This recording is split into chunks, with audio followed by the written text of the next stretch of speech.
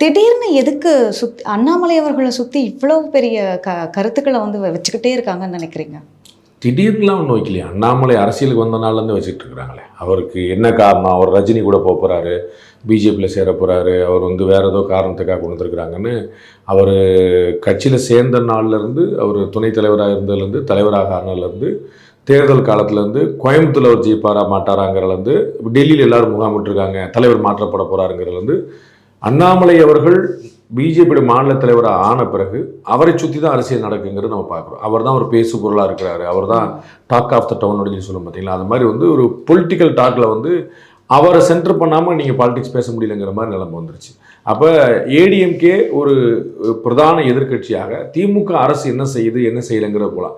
இப்போ நம்ம வந்து ஒரு செய்தியாளர்கள் கேள்வி கேட்டாங்கன்னா அவங்க வந்து நார்மலாக பதில் சொல்லுவாங்க, கவுண்டர் பதில் சொல்லுவாங்க, பதில் கேள்வி கேட்பாங்க, and sometimes they ignore, and sometimes அவங்க ரெக்கார்ட் பண்ணியே சொல்லுவாங்க நம்ம இதுக்கு பதில் சொல்ல விருப்பம் இல்லை அப்படின்னு சொல்லுவாங்க. அந்த மாதிரி வந்து திரு அண்ணாமலை பற்றி ஒருவேளை திரு எடப்பாடி பழனிசாமி எங்கே போனாலும் கேட்டுட்டு இருக்கிறாங்கன்னா அதெல்லாம் பதில் சொல்ல விருப்பம் இல்லை விடுங்க அப்படின்னு சொல்லி விடலாம். அப்போ அவர் பதில் சொல்லும் போது அந்த பதிலில் இருக்கக்கூடிய சில விமர்சனங்கள் பர்சனலானது. அவர் வந்து யாரையோ காலை பிடிச்சிட்டு வந்தார், யாரோ தயவை தேடி வந்தார், அவர் வந்து பதவி எடுத்து வந்தார், அப்புறம் அவரை மாதிரி நான் கிடையாது, அவர் வந்து மைக்கை பார்த்தா பொய் சொல்ல ஆரம்பிச்சுடாரு, உளர ஆரம்பிச்சுடாரு, இது மாதிரியான ஸ்டேட்மெண்ட்டுகள்லாம் வந்து ஏற்கனவே கற்றுக்குட்டிங்கிற மாதிரியான வந்து முன்னாடி சொல்லியிருந்தவங்க. அது மாதிரியான பர்சனல் கமெண்ட்லாம் வரும்போது, அதாவது இவர் சொன்ன விஷயங்கள் சரியா தவறா அப்படிங்கிறத விட்டுட்டு அவர் யாருங்கிற விமர்சனம் வரும்போது பதிலுக்கு இவரும் போகிறார். திரு சீமான் மாதிரியோ திரு அண்ணாமலை மாதிரி ஆட்கள்லாம் வந்து இளைய தலைமுறை அரசியல்வாதிகளுங்க, இளைய பாரதம். ஸோ அவங்கெல்லாம் வந்து பயங்கர அக்ரெசிவாக இருக்கிறாங்க. அப்போ சீனியர்ஸ் வந்து 2 ஸ்டெப் இறங்குனா இவங்கெல்லாம் 4 ஸ்டெப் இறங்குறவங்க இருக்கக்கூடாதுங்கிறது தான் என்னுடைய கணக்கு. சரிங்களா?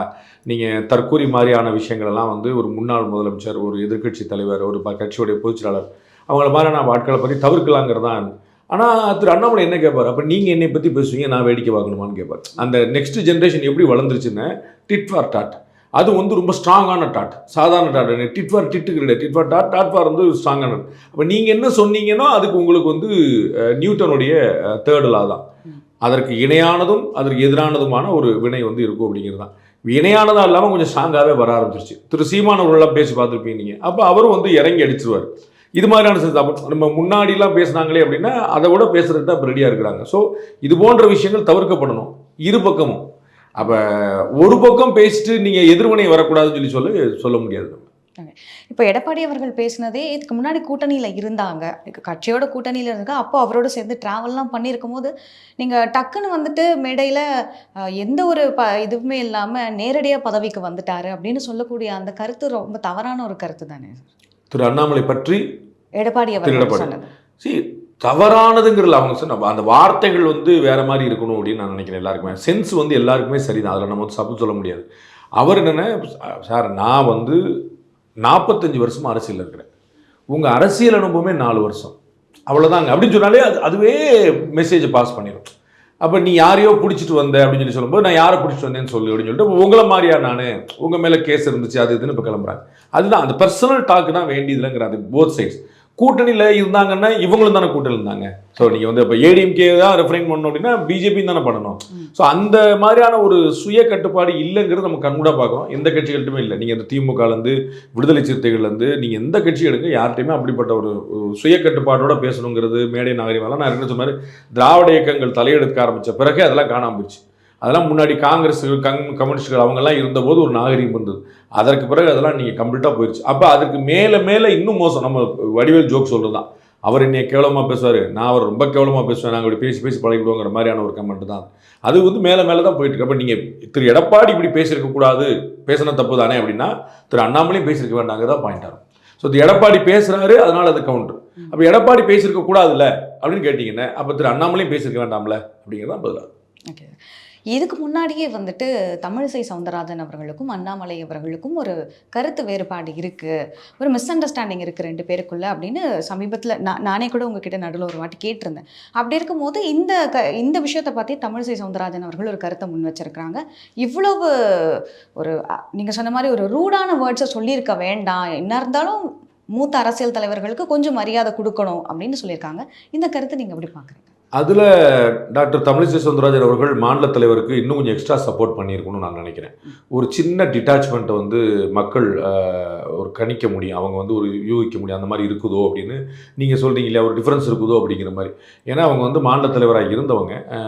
அப்போ அவர்களை பற்றின விமர்சனம் பண்ணும்போது பதிலுக்கு என்ன வரும் அப்படின்னு சொல்லி இதே திருமதி தமிழிசை சவுந்தரராஜன் அவர்கள் தமிழக முதலமைச்சரை பற்றி மற்றவங்களை பற்றியும் நான் வந்து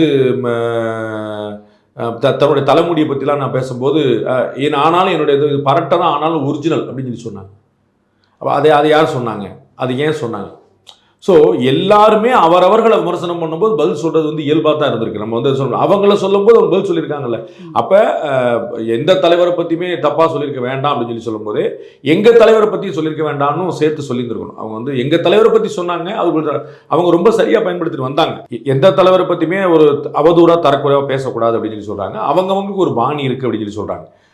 ஆனால் நான் எதுவும் கமெண்ட் பண்ண விரும்பலன்னு சொல்லிட்டு தவிர்க்கணும் அப்படின்னு சொல்கிறாங்க. தவிர்க்கணும்னு சொல்ல ஒரு கமெண்ட்டாக மாறிச்சு. அப்போ எங்கள் தலைவரை பற்றி அவங்க சொன்னாங்க அப்படிங்கிறத சேர்த்துருந்தாங்கன்னா அதில் ஒரு ஜஸ்டிஃபிகேஷன் இருந்திருக்கும். ஸோ அண்ணாமலையோடைய பேச்சுங்கிறது ஒரு ரியாக்ஷன் தான்.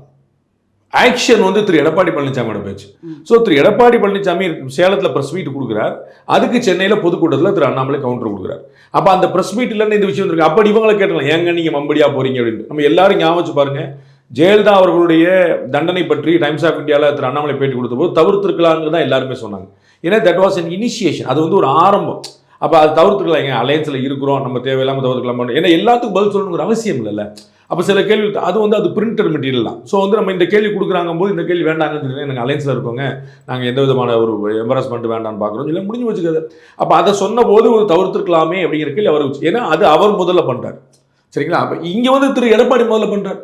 அப்போ அந்த கேள்வி இருக்கணும், திரு எடப்பாடி பழனிசாமி சொன்னதுக்கான ரியாக்ஷன் தானே திரு அண்ணாமலை.